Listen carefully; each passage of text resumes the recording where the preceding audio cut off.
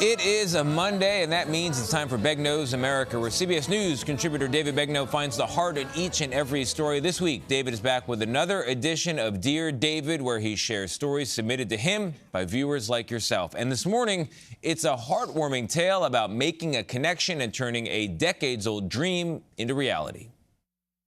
Dear David, I really love your positive segments on CBS. Earlier this year, I got a letter from 90-year-old Marianne Baumgarten in Minneapolis, Minnesota. She said, David, I've been holding on to a dream for 80 years to be a flower girl. When I was 8 years old, the highlight of my childhood was I would be a flower girl at my dad's cousin's wedding.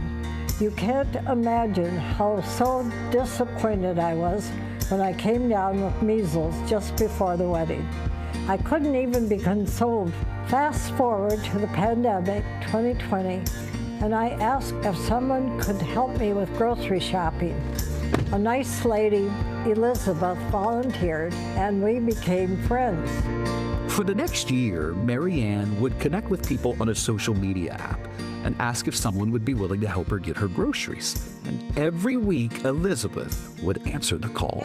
Oh, that is so cute. She soon had a little girl. Well, last year, she and her fiancé decided to get married. She asked me to be a flower girl and walked down the aisle with her 3-year-old daughter. So, 80 years after not being a flower girl, I finally got my wish at 88 years. Oh, there's David. Hello, ladies. Hi. Hi. David. Nice to see you. Marianne, you look great. Oh, thank you. When you sent me that photo of you walking down the aisle, like my heart did a little happy surge for you, and I thought, I want to share this. And then when I called you, Elizabeth, and you told me the backstory, I was like, who does that? So a lot of this story has to do with COVID. The whole world shut down within 6 months of me moving to a place where I didn't know anyone. Became aware of the Nextdoor app, and that's ultimately the post that I responded to in relationship to Marianne. Oh, look at you with your butterflies! I knew Marianne was a mother. I'm recording. And she knew that I was about to embark on that journey. Now remember, the bond they built developed over the course of a year as Elizabeth delivered groceries to a neighbor she had never met.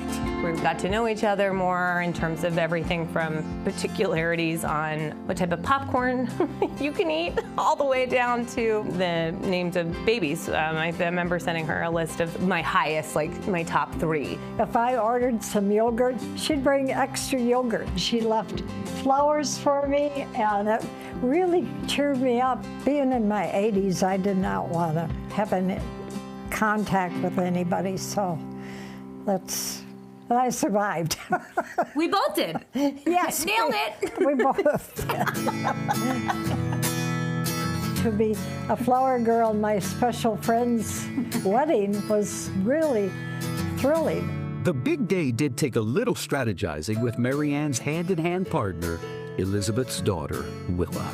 I said, Willa, let's pretend we're turtles and we'll walk real slow. That was at rehearsal. So for the wedding, we lined up, and she looked at me and she said, are we still turtles? I said, oh yes, we're still turtles. Yeah. Elizabeth, what do you think the takeaway is for people who will watch this story? If you see a need, how much does it really take away from your life to be able to fulfill that? What I've gotten from it has paid me back tenfold. So your story pays me back, because with all the storytelling we do about good in the world, it begets another wonderful story like this. Here you go, honey. Okay. I've always described Willa, my daughter, as sort of being the heartbeat at my feet, and this woman is part of the same. She's just, it was lovely. It's important that people, that you make connections. And Marianne's been my best friend here since we've been here. How are you? In the heart of America, there are Marianne and Elizabeth reminding us of what good neighbors are really like.